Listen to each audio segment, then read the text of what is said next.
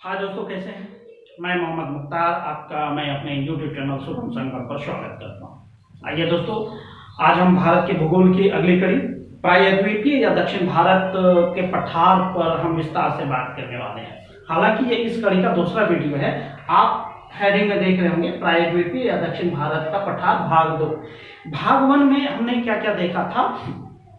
प्रायद्वीपीय या दक्षिण भारत के पठार की प्रमुख विशेषता और उनसे पूछे जाने वाले प्रमुख प्रश्न को देखा था। साथ ही हमने अरावली की पर्वत श्रेणी को भी हमने विस्तार से जानने का प्रयास किया था। अगर आपने नहीं देखा है तो प्लेलिस्ट में है, आप देख सकते हैं और उससे फायदा हासिल कर सकते हैं। अगर आपने देखा है और अगर पसंद आए तो वीडियो को लाइक कीजिए, कमेंट कीजिए, दोस्तों में शेयर कीजिए। मैं बार बार नहीं कह रहा हूँ, वो आपको खुद करना है दोस्तों। इस वीडियो में हम उससे आगे बढ़ते हैं। ये जो आप देख रहे हैं इसमें विंध्याचल श्रेणी है, सतपुड़ा श्रेणी है, छोटा नागपुर का पठार, दक्कन का पठार, पश्चिमी घाट, पूर्वी घाट, इनमें से जितना हो सकता है कवर हम करने का प्रयास करते हैं। ठीक है दोस्तों, तो बिना समय गवाए आइए आगे बढ़ते हैं। तो हमने पहले वीडियो में भी बताया था क्या चीजें कि आपको इस पे आगे बढ़ने से पहले, और हम बार बार कहते हैं कि भारत का भूगोल आप पढ़ रहे हैं तो इसमें भारत और उसके राज्यों की राजनीतिक मानचित्र को अच्छी तरह दिमाग में सेट कर लेना है, क्योंकि ये चीजें अगर आपके कमजोर रह जाएगा तो बहुत सी चीजें आपको समस्या पैदा कर सकती है। छोटी छोटी समस्याएं एक विकराल रूप धारण करती है। तो अगर आप भारत और उनके राज्यों का मानचित्र अच्छी तरह दिमाग में सेट कर लेते हैं तो हमें उम्मीद है कि 10% तो प्रश्न यूं ही सोल्व हो जाएंगे। आप अनुमान से भी प्रश्नों को हल कर सकते हैं। ठीक है दोस्तों, तो आज आइए स्टार्ट करते हैं विंध्याचल श्रेणी। आप याद रखिए, मैं विंध्याचल पर्वत की बात नहीं कर रहा हूं, विंध्याचल पर्वत श्रेणी की बात कर रहा हूं। ठीक है दोस्तों, तो अब स्टार्ट करते हैं और कोशिश करते हैं कि इससे जितने प्रश्न बन सकते हैं और जो भी प्रश्न परीक्षा में पूछे गए हैं इनको मैं इस वीडियो में समाहित करने का प्रयास करूं। ठीक है दोस्तों, आइए स्टार्ट करते हैं। देखते हैं कि विंध्याचल पर्वत श्रेणी से कितने कितने प्रश्न बन सकते हैं। तो आइए स्टार्ट करते हैं। इससे पहला वीडियो यह बन सकता है, ध्यान से सुनना है। विंध्याचल पर्वत श्रेणी नर्मदा और सोन नदी दोनों के समानांतर स्थित। पहला ये टॉपिक बनता है इसका, वो क्या बनता है? नर्मदा और सोन नदी की दोनों के समानांतर स्थित। अब समानांतर आप समझ रहे हैं, समान एक दूसरे के आमने सामने होके बहना, समानांतर ये है। ठीक है, ये दोनों जो है एक दूसरे के समानांतर मानी जाती है। वही है नर्मदा और सोन नदी की जो द्रोणी है उसके समानांतर स्थित पर्वत श्रेणी है। क्लियर? ये प्रश्न बनता है। दूसरा प्रश्न क्या बनता है और जो कि बहुत ही इंपॉर्टेंट है, वो क्या है कि उत्तर भारत को दक्षिण भारत से अलग करने वाली पर्वत श्रेणी यह है विंध्याचल श्रेणी। ठीक है, तो दूसरा क्या है? उत्तर भारत और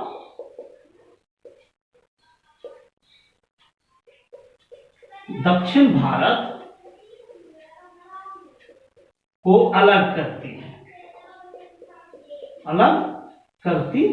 ये चीजें आपको माइंड में एकदम सेट कर लेना है। ये बहुत ही इंपॉर्टेंट क्वेश्चन है कि उत्तर भारत को दक्षिण भारत से पृथक करने वाली पर्वत श्रेणी कौन कौन सी है। क्लियर होगा?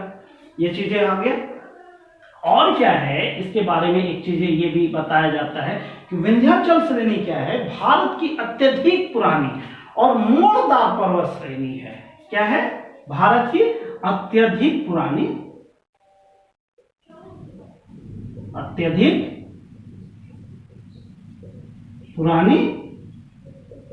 और मोड़दार पर्वत श्रेणी है। क्लियर है? अत्यधिक पुरानी और मोड़दार पर्वत श्रेणी है। और देख लीजिए, इस पर्वत की औसत ऊंचाई कितनी है ये भी पूछा जाता है, तो वो भी जान लेते हैं हम।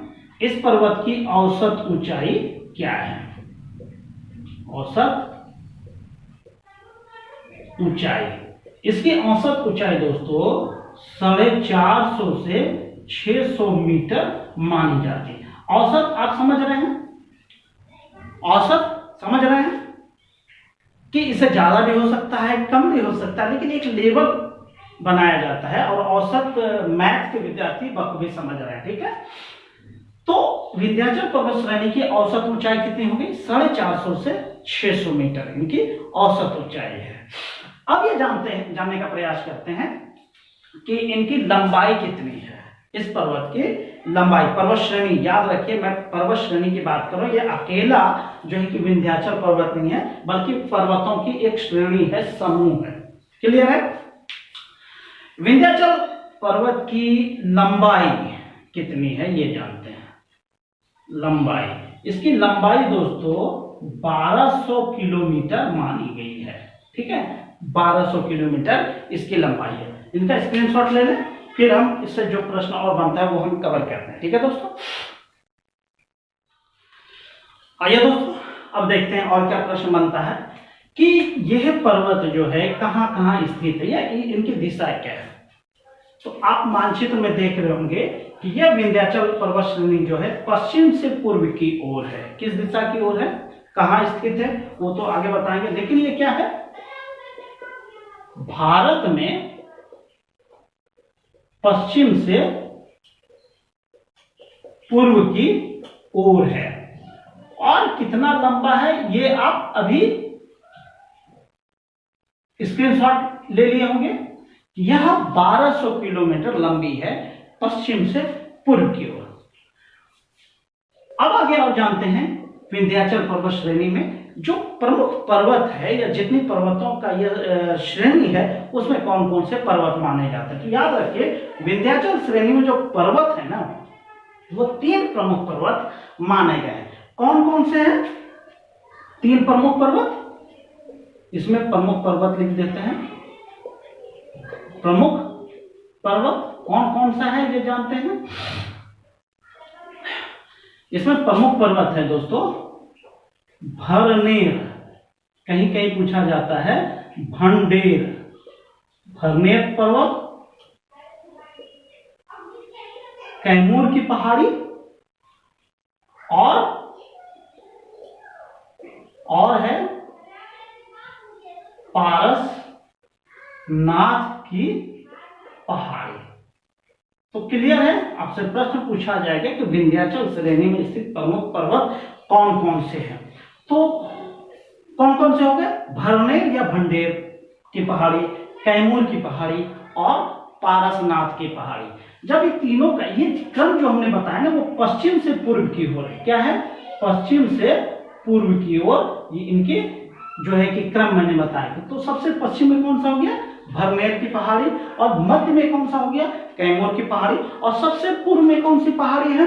पारसनाथ की पहाड़ी। तो ये आप भी लिख सकते हैं कि विंध्याचल श्रेणी के सबसे पश्चिम में स्थित पहाड़ी या विंध्याचल श्रेणी में सबसे पश्चिम स्थित पहाड़ी वो है भरनेर की पहाड़ी, और मध्य में कौन सी है? कैमूर की पहाड़ी, और सबसे पूर्व में कौन सी है? पारसनाथ की पहाड़ी। अब ये जानते हैं कि इसकी लंबाई हो गई। ये चीजें जब आप यहां से क्लियर करेंगे, इनका नाप करेंगे तो वो हो जाता है 1200 किलोमीटर। ठीक है, इसकी लंबाई 1200 किलोमीटर हो गई। अब इनसे पूछा और प्रश्न आपसे पूछा जाएगा कि यह किन किन राज्यों में स्थित है।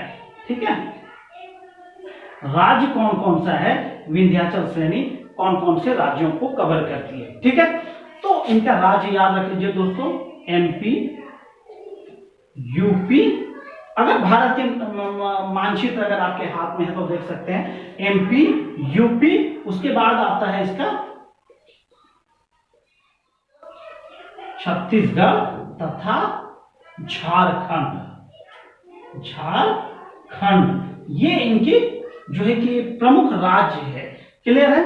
अब ये आप क्रम से देख सकते हैं। सबसे पश्चिम में हमारा यहाँ पे जो है ये मध्य प्रदेश आता है, उसके बाद यूपी है। यूपी आपका ये वाला पोर्शन यूपी हो जाता है, और छत्तीसगढ़ आप यहाँ पे देख सकते हैं, मध्य प्रदेश और उड़ीसा के बीच छत्तीसगढ़ आ जाता है। झारखंड आप इधर देख सकते हैं, पश्चिम बंगाल को छूता हुआ छोटा नागपुर की पठारी। इससे ही क्या बोलते हैं, सॉरी छोटा नागपुर नहीं, विंध्याचल की बात हम कर रहे हैं। तो दोस्तों विंध्याचल की श्रेणी से ये प्रमुख प्रश्न बने हैं। हमें उम्मीद है कि आपको बखूबी याद हो गया होगा। ठीक है दोस्तों, तो इसका आप स्क्रीनशॉट ले लें। इस वीडियो में एक और हम करते हैं, सतपुड़ा की श्रेणी को कवर करने का प्रयास करते हैं। आइए दोस्तों, अब हम सतपुड़ा पर्वत श्रेणी पे हम बात करते हैं। ठीक है दोस्तों, आप देख रहे हैं कि विंध्याचल पर्वत श्रेणी है, उसके नीचे सतपुड़ा श्रेणी है। सतपुड़ा श्रेणी से जो जो भी प्रश्न बनता है उसको हम कवर करने का प्रयास करते हैं। ठीक है, तो पहली बात, इससे जो प्रश्न बनता है वो ये बनता है कि यह जो सतपुड़ा पर्वत श्रेणी है, सतपुड़ा पर्वत श्रेणी दक्कन के पठार का ही हिस्सा है। तो इसका पहले क्या याद रख लेना है कि वो दक्कन के पठार का ही हिस्सा है। क्लियर है दोस्तों? तो आपसे प्रश्न पूछा जा सकता है कि सतपुड़ा पर्वत श्रेणी किस पर्वत श्रेणी का हिस्सा है, या सतपुड़ा पर्वत किस पर्वत श्रेणी का हिस्सा है, तो आप कह सकते हैं कि वो दक्कन के पठार का हिस्सा है। सतपुड़ा पर्वत श्रेणी और क्या है कि इनका निर्माण जो हुआ, पहले थोड़ी सी जान लेते हैं। इनका निर्माण ब्लॉक पर्वत या जो कि भ्रंशों के द्वारा हुआ है। ठीक है, भ्रंशों के द्वारा। पहले ये जानते हैं कि भ्रंश होता क्या है। भ्रंश ये होता है कि दो नदी द्रोणी है, दो नदी द्रोणी के बीच का हिस्सा यदि उठ जाता है तो उसको भ्रंश कहा जाता है। ठीक है, ये नदी द्रोणी है, इसके बीच का हिस्सा उठ जाता है तो उससे जो पर्वत बनता है उसे ही कहा जाता है भ्रंश पर्वत। तो ये क्या है कि एक तरफ ये सतपुड़ा है, यहां से वो नर्मदा नदी गुजरती है और नीचे से तापी नदी गुजरती है। तो नर्मदा और तापी नदी के बीच का ये हिस्सा है। तो पहले और ये जानते हैं कि सतपुड़ा नदी को भ्रंशोत्त पर्वत भी कहा जाता है।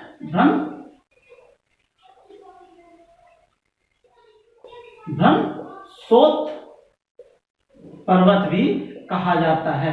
साथ ही इसको जो है कि ब्लॉक पर्वत भी कहा जाता है। ठीक है दोस्तों, ब्लॉक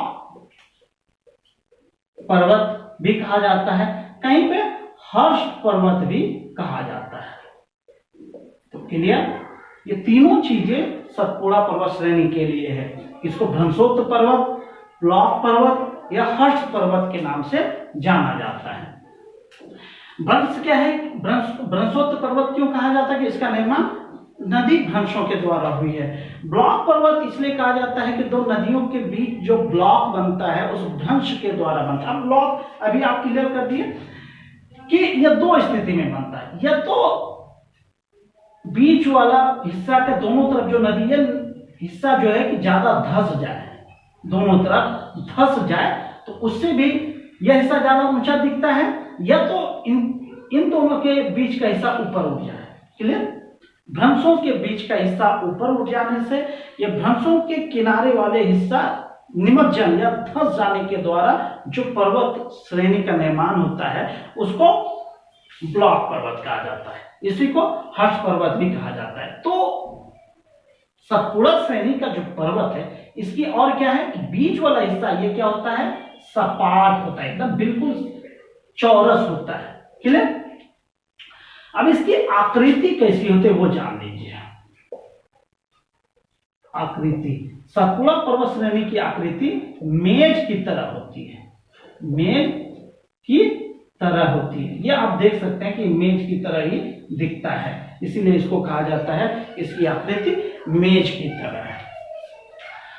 ये भी जो है कि पश्चिम से पूर्व की ओर ही है, ये भी विंध्याचल पर्वत की तरह पश्चिम से पूर्व की ओर ही है।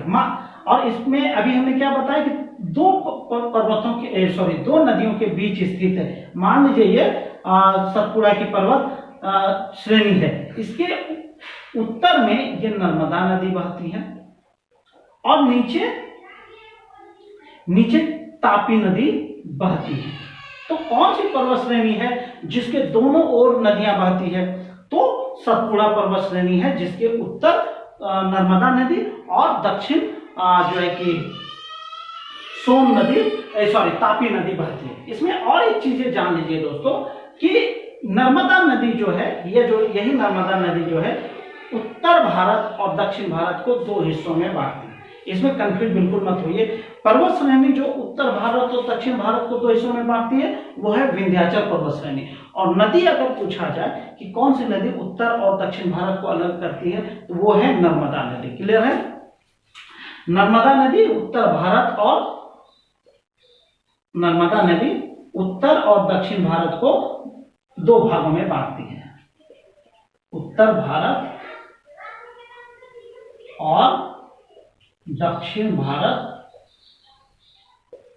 को दो भागों में बांटती है। क्लियर है? इसका आप स्क्रीनशॉट ले लें या लिख लें, फिर और हम बात कर लेते हैं सतपुड़ा पर्वत श्रेणी से जो भी प्रश्न बनता है। और ये दोस्तों अब और देख लेते हैं। सतपुड़ा पर्वत श्रेणी को तीन भागों में बांटा गया है। सतपुड़ा पर्वत श्रेणी को तीन भागों में। पहली बात तो इधर देख लीजिए, सबसे पश्चिमी भाग, दूसरा मध्य भाग और तीसरा है पूर्वी भाग। पश्चिमी भाग में जो स्थित पर्वत है ना वो है राज पीपला की पहाड़ी। क्लियर? सबसे पश्चिम में जो पहाड़ स्थित है वो है राजपीपला की पहाड़ी और वो स्थित है गुजरात में। याद रख लीजिए दोस्तों, ये राजपीपला की पहाड़ी का अधिकांश हिस्सा कहां स्थित है? गुजरात में। मध्य में आता है, मध्य में जो है वो मध्य प्रदेश में है और वो है महादेव पहाड़ी। मध्य में कौन सा है? महादेव की पहाड़ी। और ये कहां स्थित है दोस्तों? एमपी में। याद रख सकते हैं, एमपी में। महादेव पर्वत की पहाड़ी से या महादेव पर्वत से एक और प्रश्न पूछता है, वो क्या होता है कि सतपुड़ा श्रेणी की सबसे ऊंची पर्वत श्रेणी, सतपुड़ा की सबसे ऊंची पर्वत श्रेणी जो है कि वो है महादेव की पहाड़ी वाली श्रेणी में है, वो है धूपगढ़ की श्रेणी।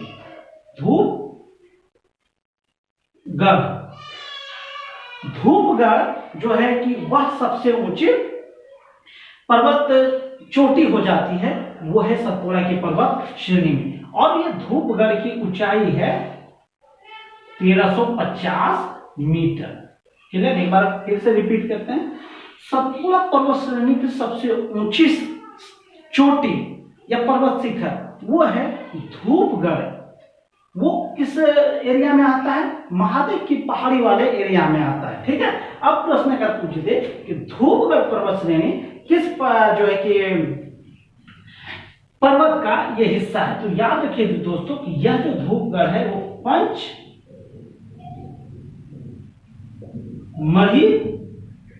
पर्वत का सबसे ऊंचा शिखर है।